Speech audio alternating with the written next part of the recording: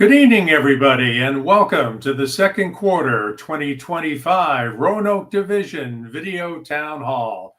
I'm Bill Marine, N2COP, Vice Director for the Roanoke Division, coming to you from my home QTH in Wilmington, North Carolina.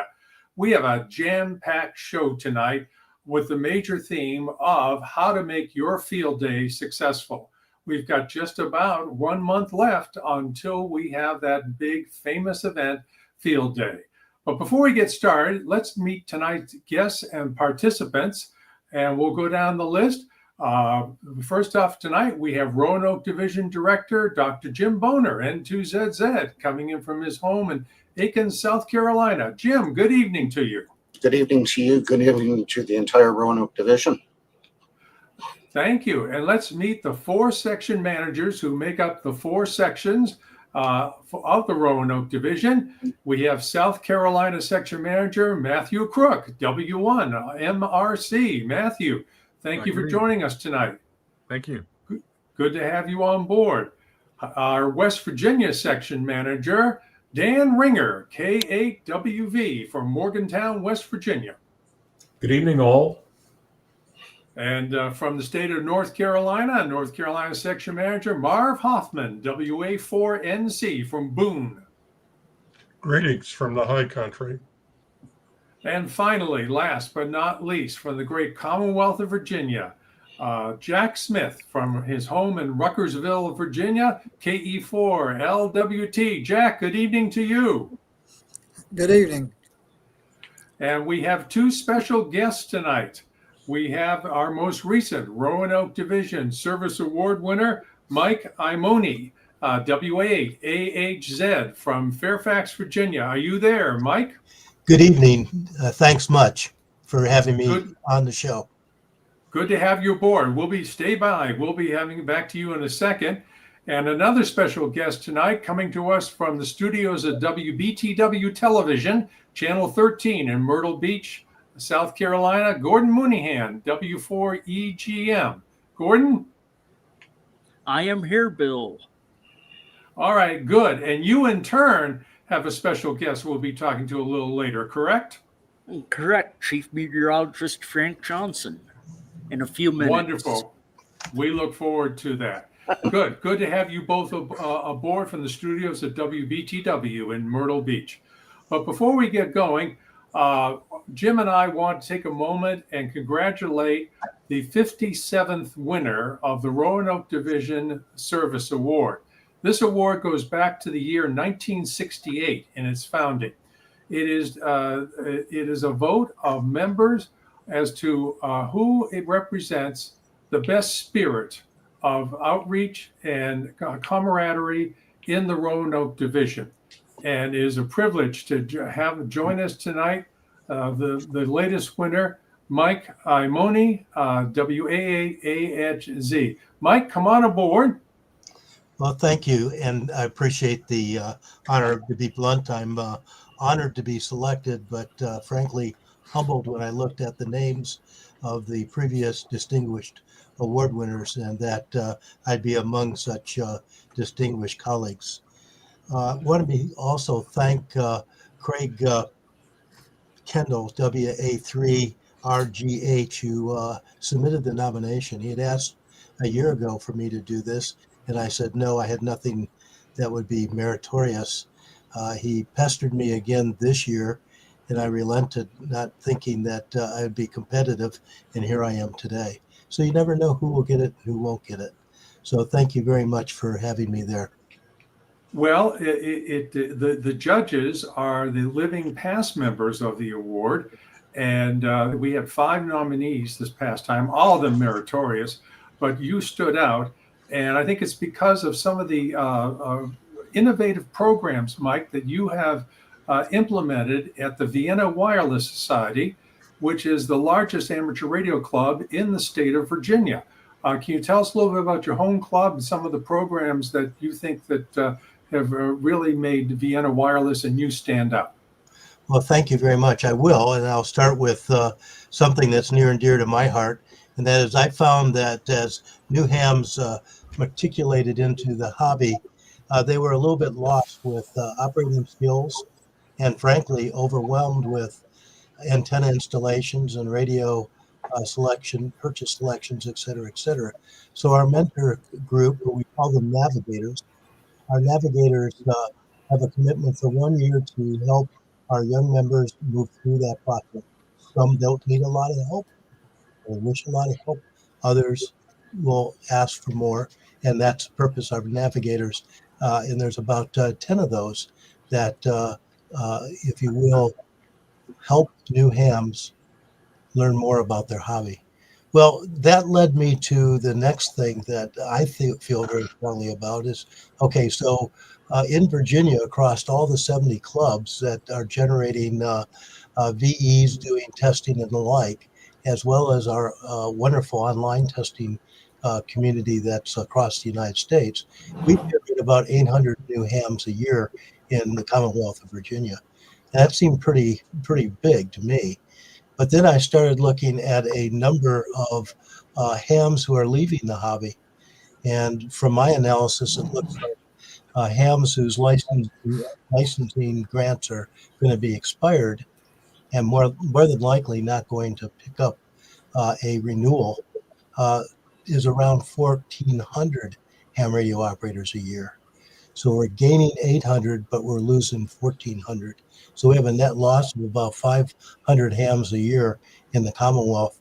And so one of the initiatives across the 70 clubs in Virginia is a letter writing campaign, reaching out to these hams before their licenses expire, offer them encouragement to connect back with the hobby, as well as helping them, should they need help, through the FCC gauntlet of renewal. Certainly, the ARRL will do that for their ARRL members. But if you're an ARRL member, you're probably not recalcitrant on renewing. I'm talking about the roughly 50% of all ham radio operators in Commonwealth of Virginia who are technicians. And probably other than the first month or 2 or 3 that they had a license, they'd never touched the hobby for another 9 years. I'm looking at trying to get that number 14,000 down to somewhere maybe the great opportunity number would be if we get that number down to about 700 so that the net growth was 100 instead of a net loss of 500. So those are kind of some of the initiatives that I get to oversee, not only within the Vienna Wireless Society, but also across the Commonwealth through the other clubs. Some other things in the VWS stall that we do, and other clubs do this just as well. We have a very strong maker group, and it's been picked up on several podcasts, and it's led to a significant increase in our membership outside of the state of folks who want to, if you will, build some of the builder kits that we do. And that's just another example, not mine. It's another teammate of mine in the Vienna Wireless Society that leads our maker group. We have an MCOM group, as you might imagine, and a public service group. Those two work very closely together in making sure that what we do in our public service events are reinforcing the emergency communication skills all of us should have in our toolbox if called upon. Okay, that's enough for me. Back to you. Well, I think it's admirable, Mike, that you're working particularly with technician class licensees because they make up 51% of the entire amateur radio community, according to FCC statistics. So it's also, as you noted, the group with the largest non-renewal. So if you can get them engaged and move them forward, that's always beneficial. There's one more activity that you've spearheaded for Vienna Wireless Society. Again, for those just joining, the largest amateur radio club in the Commonwealth of Virginia, and that is helping with silent key administration. Can you talk a little bit about that also? Well, good. Thanks, Bill, for the segue into that. It's so natural to me as part of the background. We have, unfortunately, maybe 2 or 3 Vienna Wireless SKs a year. And incidentally, there aren't that whole lot of them across the whole Commonwealth, if you think back on it. not compared to the total number of those being expired. But in any event, our SK committee does three things for the family. Those that we know are getting towards that state in life, we begin to befriend the family and making sure that they know that upon the passing of the amateur radio operator, that we're there for them. We'll help safe the shack, make sure it's electrically safe, take down antennas. If they wish us to sell the equipment, we'll sell it, or if they wish to donate it to us, it fuels our Winterfest, Hamfest activities. But more importantly, we work with the spouse on canceling the FCC license, their QRZ webpage, putting a notice in QST, and if they're a member of something like, say, for example, Potomac Valley Radio Club, or more internationally, the Quarter Century Wireless Association, we report to those organizations the passing of their member as well as our member. So it's a full spot. It starts before the SK becomes an SK, at the SK event, and then with the family for the year after, as we hopefully sell significant radio assets for they and their estate. Bill, back to you. Well, it's a service for which I know your club is very grateful, and I think it's an inspirational model that others can emulate. Mike, it's very evident to us why you were selected as the 57th winner of the Roanoke Division Service Award. Congratulations again. And before we let you go, a reminder to all viewers out there that the nomination period for the Roanoke Division Service Award is always the first quarter of the year. And the year it reflects is the immediate past year, because it reflects the body of work of the individual. To nominate somebody, all they need to be is living, an ARRL current member, and that they reside full-time, and their license address both are reflective of the Roanoke Division and the 4 states that within the division: North Carolina, South Carolina, Virginia, and West Virginia. Mike, thanks for joining us this evening. It was a pleasure to have you. Thank you. All right, so 73 to you. Let's get on to the main topic of the night: how to make your field day more successful. Before we get in some commentary, let's see if we can bring up some comments. And one of the things is, this is the way we had to do it here. Whoops, here we are. Bear with me a second. I know our producer, Brad Humphreys, is chuckling in the background at this. There we go. If your club has not already done so, please, please, please take a moment. If you're planning to have a publicly available site for field day, go ahead and list it on ARRL's Field Day Locator website. At this point, as best as we can estimate, only about 35 to 40% of the eventual 2025 field day sites have gone ahead and be listed. We, who are ARRL officials, use this page to plan our routes for the visits that we want to make on the field day. But it's not just us. It's also new hams, returning hams that may be visiting a local area, hams that may want to find out more about your club. If you want to get some traffic, this is the place in which to do it. And then tonight we're going to be talking, as we go do a round robin with the section managers of the 4 states, and based on their past experiences of field day visits, what are some of the things that you should be doing? And I've put up here 4 essentials to a successful field day. Number 1, we just talked about listing your site on ARRL's Field Day Locator webpage. But the second thing is, and I've heard this from numerous hams, that they feel uncomfortable when they go to a field day site and they find that operators are not wearing some kind of identification, meaning some kind of ID, some kind of hat that has their call sign on it.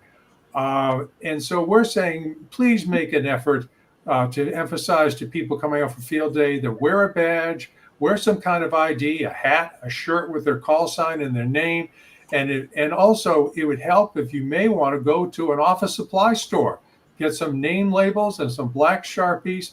This is also for those who show up who may be visitors. And it's a chance for them. Suppose you get a public official. Suppose you get the mayor of your town, and people may not be familiar that it's the mayor. Why not fill out the mayor's name along with his or her title? Also, people just visiting, other hams that may be new to the hobby and haven't had the chance to order a badge yet. Over and over, I've heard, and other officials have heard, people feel far more comfortable and welcome if they know the name and the call sign of the person that they're talking to. Number 3, have a designated greeter. I think we've had experiences where we've gone to field day sites and operators are deep into working and nobody talks to visitors. That is really a shame, and it's a lost opportunity. We estimate that in many cases in towns that about sometimes as many as half of the active operators in a locality are not members of the local club. And when we query them, why aren't you a member of the local club? That the answer comes back that I don't feel particularly welcome. Make them feel welcome by wearing a badge, some kind of ID, and having somebody with a good personality greet them. And this goes, of course, for non-hams who may have an interest in the hobby or want to find out more. And the last essential tip we have there is at the very bottom.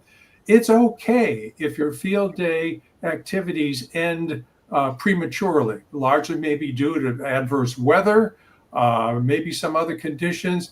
But if you have signed up for field day and people expect that you're going to be there through Sunday at 2 p.m. in the afternoon, please have somebody in the club monitor the designated talk-in frequency.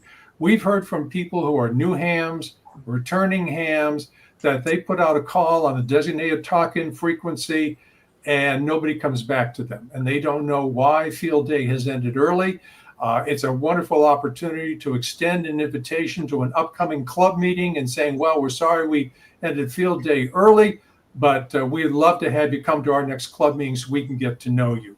So go ahead and do that. And this screen is just some fun facts. You may want to take a picture of this with your phone right now. This list, however, will be released next week in an upcoming Roanoke Division-wide newsletter. These are just fun things that you might be able to do to liven up your field day site. And I'm not going to go through them, but take a picture of it now. I'll leave it up for another 5 or 6 seconds, but also you'll see it in your email next week. And it's just a fun thing to do. So we'll take care of that. All right. Am I back on? Let's see. And there we are. All right. Did that come through okay? A little thumbs up, everybody? All right. Good. All right. So the next part of making field day successful is a case example. And to do that, we're going to go to Gordon Mooneyhan, W4EGM, on the weather set at the studios at WBTW TV in Myrtle Beach. For those of you who may not know Gordon, he is the ARRL South Carolina Public Information Coordinator. He is also a member of ARRL's National Public Relations Committee. He's a past winner of the Philip McGann Award, which is the highest honor bestowed by ARRL for those hams who do public relations outreach. He's also a published author. He has several books available through Amazon, and he is a very accomplished individual. So, Gordon, we're going to throw it over to you as to ways that you can show us how to promote field day.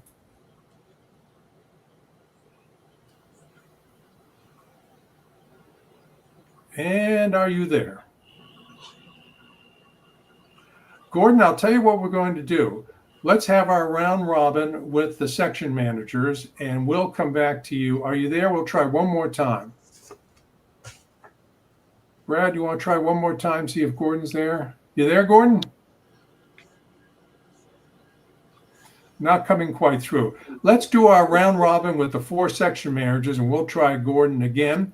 We'll kick it off with South Carolina Section Manager Matthew Crook, W1MRC.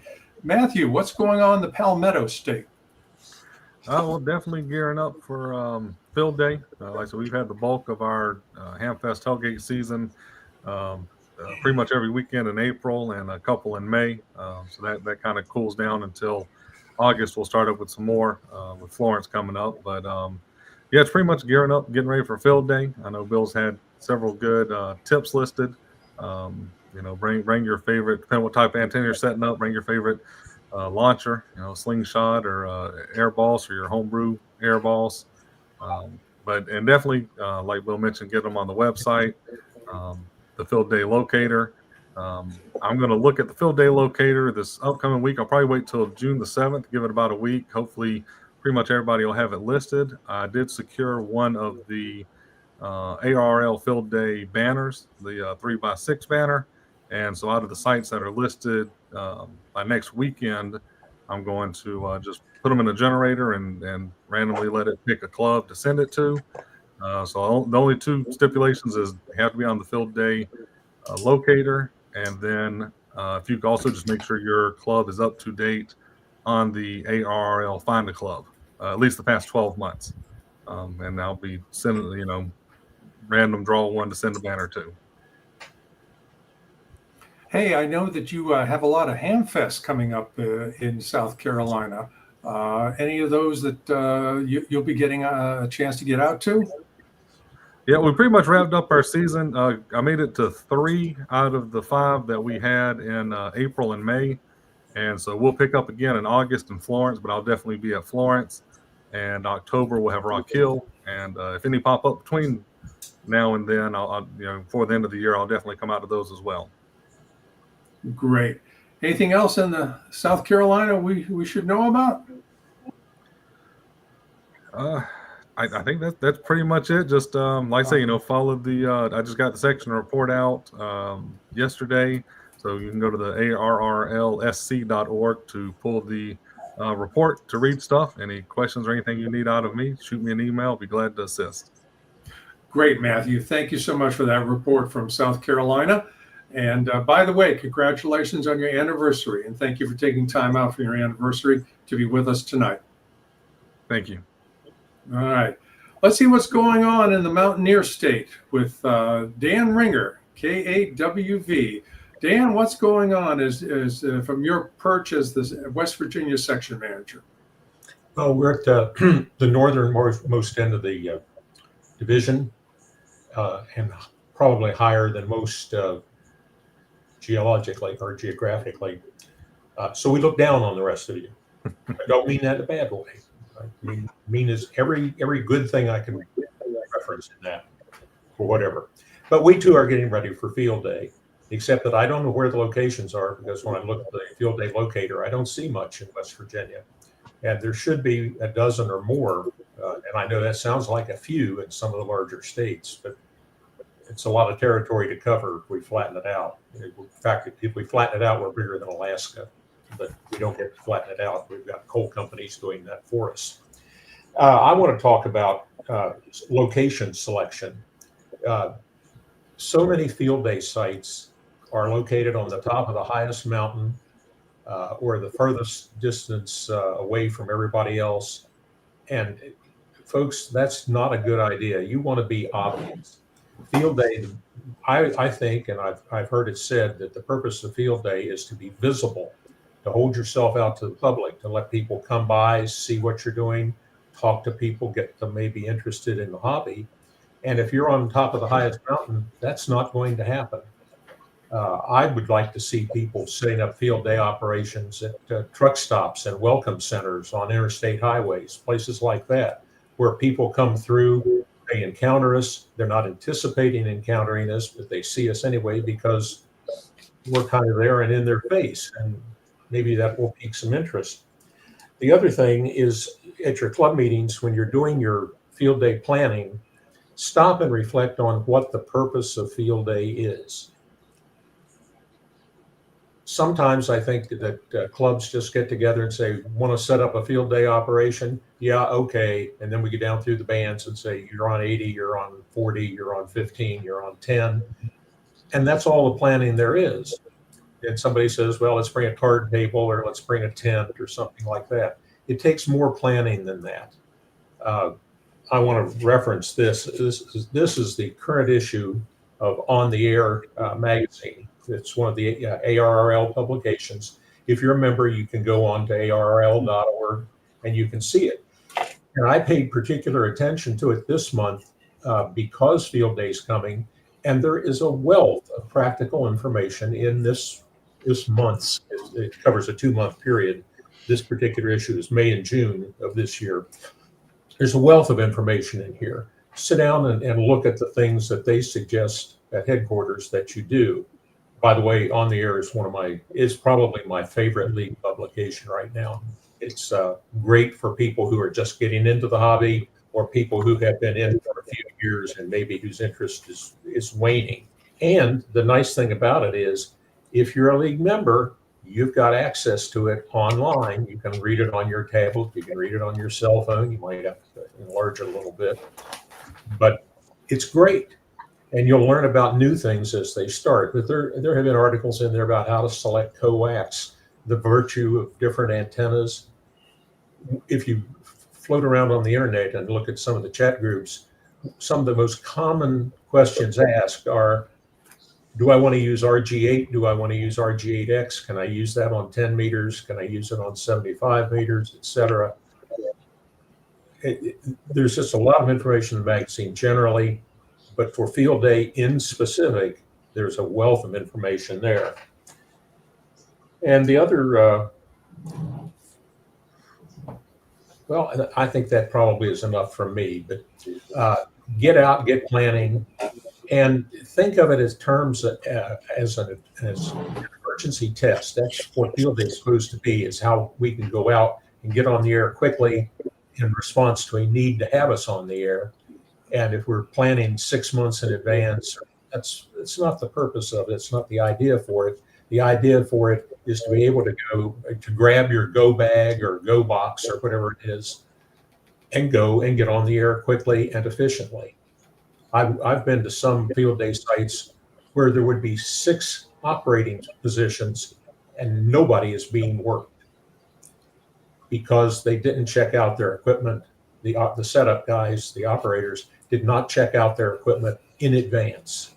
It takes a little more planning than that, but it's something you should be able to do within 24 hours all year round. That's what makes us valuable, is that ability, if we have it.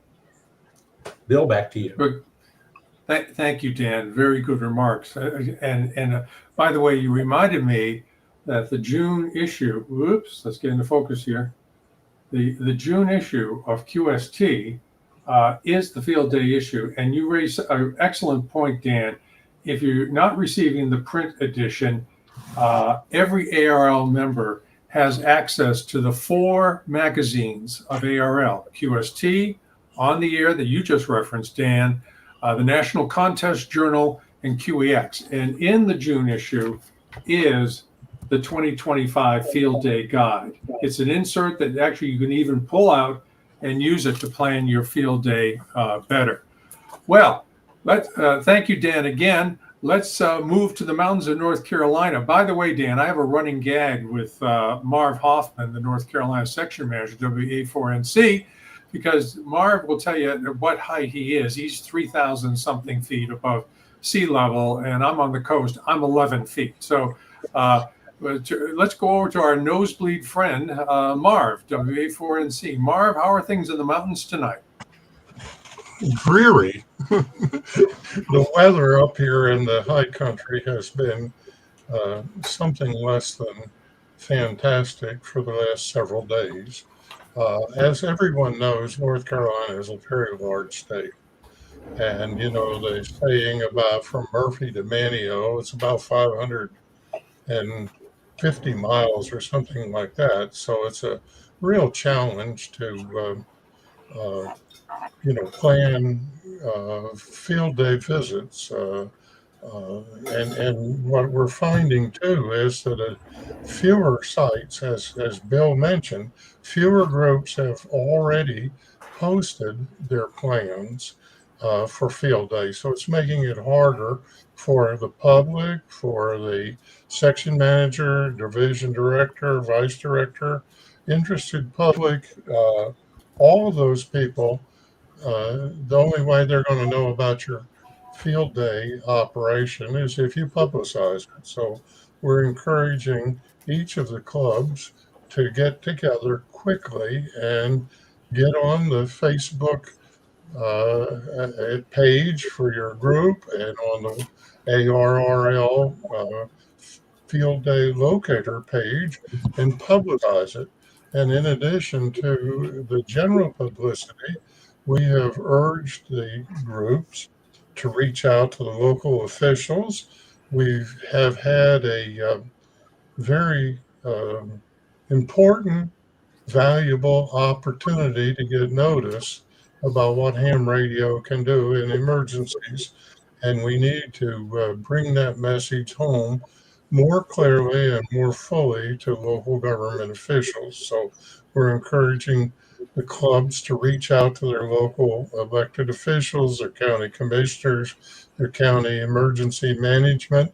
Some people, some groups really have not embraced as much as they could have that liaison function with local government. We've also urged the groups to reach out to local scout groups and use field day as an opportunity to encourage young people to work on merit badges. And, you know, while if we get a number of people present, we think that a number of kids would become more interested in ham radio, whether it's electronics or radios or computers or et cetera. Another thing we're looking to encourage people is to ask if they can set up at a public place. Too many times I think that groups pick a site that very few in the public would know how to find it. One of the instructions we're asking, and in the last couple of years, when I've made field day visits, I've had difficulty finding some places. So we're asking people in the information to put the lat longs in so that people can actually find some of these remote locations and use that as a way of encouraging people to get out and see ham radio in operation. So those are the things we're doing to encourage more and more of the clubs to get off the stick and get going as far as having the field day locator information. We've had several groups already say, well, you know, we're going to set up at 10 o'clock. We'll start operating at 2. We'll break for 6 o'clock for dinner and have a cookout. And about 7:30, we're going to fold up and go home. And that's not quite the spirit of ham radio that we're all hoping people will embrace more fully. So if you're going to be shutting down early, make it clear that you're going to shut down early. I had one visit last year where by the time I reached the place at 10 o'clock at night, everybody had gone home and they had not indicated that they were going to close up. They had indicated they would be operating all night long. So those are the things that the high country at 3,850 feet on a cloudy day come to my mind. Marv, from 11 feet above sea level, thank you for those comments. And you raise a good point, Marv, a couple of points. One is that's why I said in there, please have somebody in the club or have members of the club monitor the designated talk-in frequency on 2 meters or 440. If you fold up early, it's okay. But there may be people out there like yourself, myself, I've gone and shown up at places that are supposed to be still operating and there's nobody there. So that very much is appreciated. And you raise another point, Marv, and that is, especially in the state of North Carolina, and this is not to demean in any way the wonderful response of South Carolina and the state of Virginia to Hurricane Helene, but by far and away, Western North Carolina showed the finest hour of what amateur radio could do in the response. So I'm saying this because awareness of the role of amateur radio is very large this year. And it's a great opportunity for a public field day site to capitalize upon that and really score some points in letting the public know what it is and who we are as a tax-free volunteer resource. So last but by no means least, to the Commonwealth of Virginia, to Jack Smith, KE4LWT, our Virginia section manager. Jack, what news do you bring from the Old Dominion state? Well, some really good news from down in Southwest Virginia. FM Height had done a lot of the groundwork with the American Red Cross down there, so that during the floods that occurred, not during Hurricane Helene, but the second round that we had about a month after that, the Red Cross reached out to him, and he put together a team of people to go down and assist with the preliminary damage assessments. And I'll talk more about that here in a minute too. But that goes to what all the other gentlemen have already referred to before, which is making yourself aware or making others aware of your existence. And I'm going to try to do this where hopefully I don't screw this up too bad. I've got here we go. So this is a list of just the volunteer organizations active in disaster that obviously we support ourselves, but that look to us for communication support. Each state has those, and those are our customers. So make sure you reach out to them and in your state. And if you need a list of those, you can send me an email at ke4lwt@gmail, and I'll send you how to get to those. But reach out to those, make them aware of what we are, and that we are part of the National Response Framework to provide those communications resources to those organizations in areas that are communications challenged. Because remember, even in a lot of North Carolina, Southwest Virginia, throughout the Roanoke division, there are a lot of areas that on a good day have pitiful communications. So those disaster responders need communications. And that's our purpose in life, to provide that. The other thing is to remember that field day is a presentation and it's a job interview.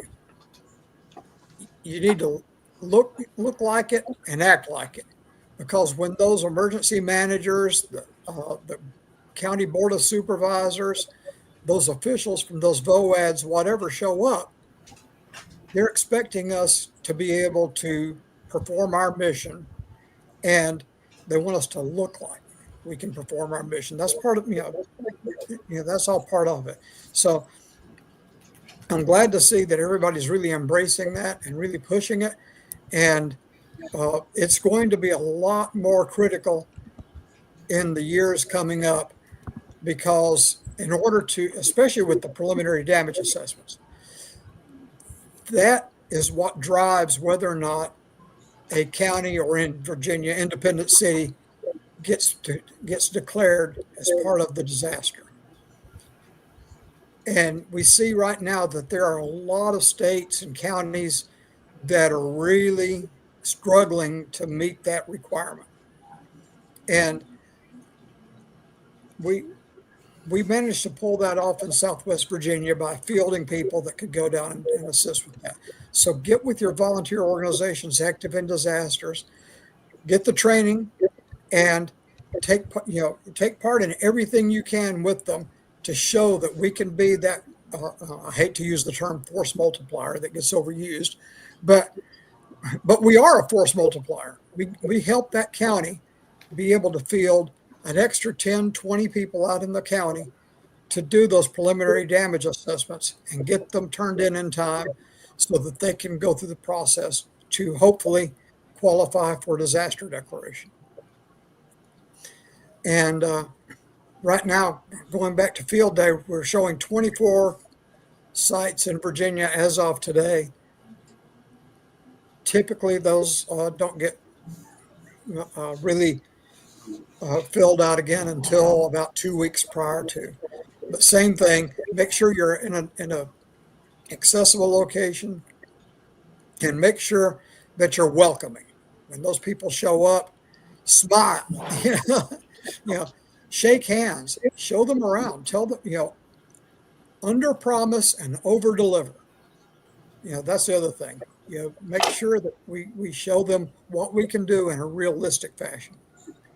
And I'm looking at the sites that I have right now, and probably be able to get to half a dozen sites. The next Hamfest event we have is the Manassas Tailgate on June, I can't remember, it's first week of June 7th. And then after that, there's about a 2-month hiatus before any more come up. So look forward to seeing you there. Thank you. All right, Jack. Thank you very much tonight for that wonderful report from Old Virginia, and our thanks to all the 4 section managers. Hey, before I put it on the anchor relay with Dr. Jim N2ZZ as the Roanoke Division Director, was somebody we all are of debt of gratitude tonight, and that is the producer of our show, Brad Humphreys, AE4VJ. Brad, get on camera for a second so we can all give you a little round of applause. There he is in the upper right corner. Thank you. Yes, thank you, Jim. A little round of applause. Brad is what makes this this format work, and we're very grateful, Brad. Thank you so much. It depends on who you ask on whether it works. Hey, we were supposed to have a special presentation tonight from Gordon Mooneyhan from WBTW. I'm looking at it looks as though Gordon, unfortunately, is not going to make it tonight. It looks like Gordon has a DFO, done fell out. Okay. So let's hear from Dr. Jim, and then we'll go to our Q&A chat session, Brad, if that's okay. Jim, take it away. What do you have from the division overview? Well, first of all, I want to thank everybody that had to do with this program, everyone that has anything to do with the Roanoke Division. Thank you to the section managers. Thank you for all that you do. We really depend on you. And Bill, thank you very much. You are one of the best hosts of any program that I watch. But I don't watch very many programs, but I do like yours. And Brad, thanks again. Let's talk a little bit about Field Day. Pretty much everything has been said about Field Day. I spent this afternoon playing in the orchestra at a high school graduation, so you can believe I heard a lot of inspirational speeches. So I'd like to apply this to Field Day, but I will say I did hear something from one of the student leaders, either the salutatorian or the valedictorian, congratulating everyone on their high school degrees, because that gives them a 10% less chance of having to live in their parents' basement for any period of time. So that was one of their congratulations. Well, going back to Field Day, there's no single right way to do Field Day. Work with your club to make it what you want to be. Set goals. We're going to make Field Day exciting. Is this a year to attempt a satellite contact? Is this a year to try emergency power? Is this time to really get a GOTA station going and getting people involved in GOTA and make the proper invitation for the operators? Obviously, to make invitations to government officials and the rest. I had the chance to speak with Dan Henderson. Dan Henderson is previous to the league. He used to use the story that he was exiled in Newington. Well, he's come back to live at his home in the Roanoke Division in North Carolina, and I had a chance to talk with him last night. And Dan Henderson, Field Day was his baby. Whenever someone said Field Day at the league, Dan Henderson kind of had something to say about it. So he had a question he used to ask groups: who is the most important individual at a Field Day event? Well, I didn't know the answer, and then he told me it's the person who's in charge of the covered dish dinner. It sounds funny, but this is the highest participation in most Field Day events. So Field Day is a lot of things. I know you've heard the phrase, it's not a contest. Well, that's usually followed by a bunch of people saying why they think it is a contest. the term that I came up for it is, I can't believe it's not a contest, as to the margarine marketing that says, I can't believe it's not butter. As I mentioned before, it's what you make it. If you're a contester, you will treat it as a contest. You will go after the QSOs and the points. If you're part of the amateur radio emergency service areas, you will treat it as an exercise in which you set up an emergency station in the field. If you're a rag chewer, you might take a few shifts as operator or logger and help out with setting up or taking down the station. There's a place for everybody in field day. Your Roanoke Division leadership, Bill and all of the section managers, we like to travel on field day. I can tell you from being at the league, this is not the norm. Not everybody does that, and every one of us want to do the traveling. We want to go out there, meet you. We want you to see you, enjoy doing what you're doing, and it doesn't have to be constant operating. The big thing is the fact that everybody gets together. They get together to do the construction, get the station going. They come together for the dinner, but it's a big come together type of thing in which a lot of times we're kind of isolated and do things on our own, that we have a lot of camaraderie, and I truly enjoy that as I do ham fests. So please do the field day locator. We have to plan our visits, and right now I think all of us have our visits up in the air right now because we want to see who is interested in doing this. And make sure you have a talk-in station. I know it sounds like a low priority, and please offer someone that's willing to do a 24-hour cell phone contact. I think all of the section managers and Bill and I have been in a situation where we would go out of our way to get to a club that we were pretty sure was going to operate. And by the time we got there, they said, oh, it's starting to rain, so everybody left. Well, it cut down our ability to see some other places. And if we can at least, usually what will happen is when we're planning on coming to visit a club, we're going to let someone know about it. Just give us your contact information so that if there is a change, that we'll know to change our route. So enjoy field day. This is the time for this is the time for amateur radio to shine and for everybody to have a great time. And I think that's about it from here in Aiken, Bill. Back to you. Okay. Thank you, Jim, and thank you for those inspirational remarks. You prompted me to remember that not many people realize that field day has been around since 1933, and this is the 87th year of field day. Now, I know right now there are engineers watching this who are saying, hey, the math doesn't compute, and you're right. And it doesn't, because amateur radio was off the air from 1942 to 1946. So there was no field day after 1941 until 1947. So you do the math, it's 87 years. But the point we're trying to make is that for 87 years, we have been a community resource. And it's time, especially because of the outstanding response of amateur radio to Hurricane Helene activities, that we remind the public of the community and tax-free volunteer resource that we are. So that's what we've got. All right, Brad, I think is it time for the chat feature and see if we have any questions that we should be answering tonight before we head out the door? Yeah, we've got them running. Mostly it's pretty much just been comments. Casey here, Okay. And we want to remind everybody that for those colleagues of yours who weren't able to join us for this live video session, immediately afterwards, it will be available on YouTube for on-demand viewing. And remember, the tips that we gave tonight on Field Day will be coming out as a division-wide newsletter next week. So yeah, if anybody's got anything, go ahead and put them in there. We can we'll just scroll across. I've got that turned on, so as soon as you put them in. But I think everybody had some good information, and maybe we covered all the bases. But yeah, I'm seeing good things tonight. Yeah. Can we put up the remark from Mark Bronstein, Brad? There. that's a good one. Jim, is this something I think that can you address? Because I know I saw some of the comments that were done with delete.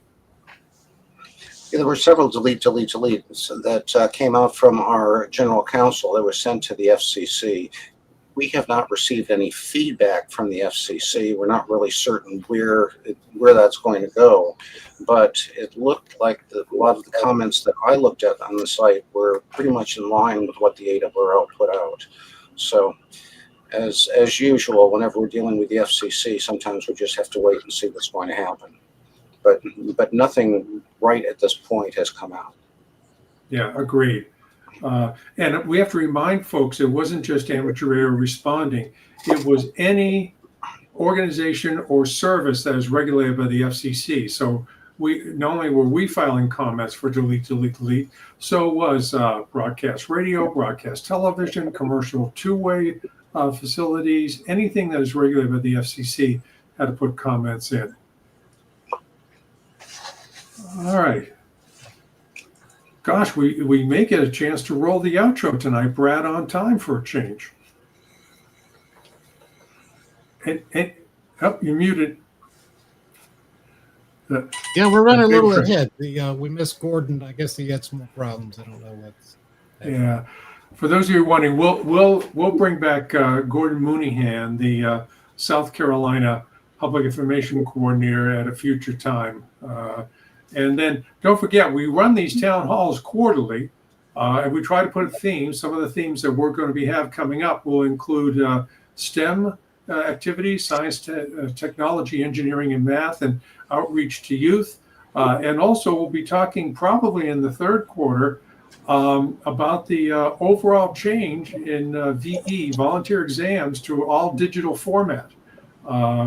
October is the last time that paper exams will be accepted by ARRL as a way of testing, and other VECs, services that administer exams, are going digital too. And we'll have a lively conversation about that. Those are the really unsung heroes of amateur radio, because there would be no amateur radio if we didn't have, of course, have volunteer examiners in the field.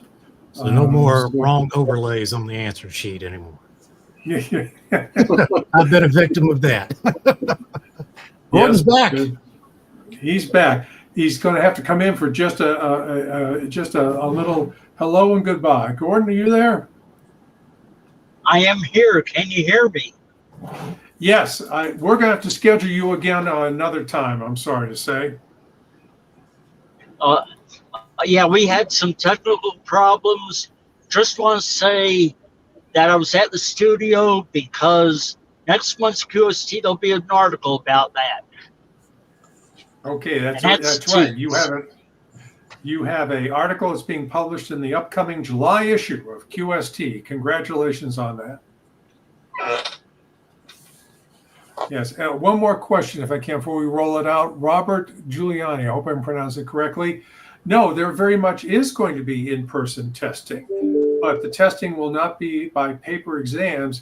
You'll be handed probably an electronic tablet on which you will enter the answers on the tablet, and they'll be graded instantaneously. You won't get your license if you're applying for the first time instantaneously, but you'll be taking it that way, Robert. I hope that answers it. But no more paper-based exams after October through ARRL.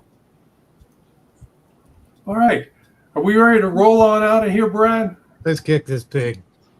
All right. Thank you, everybody, for joining us tonight. A big 73 to one and all. Thanks.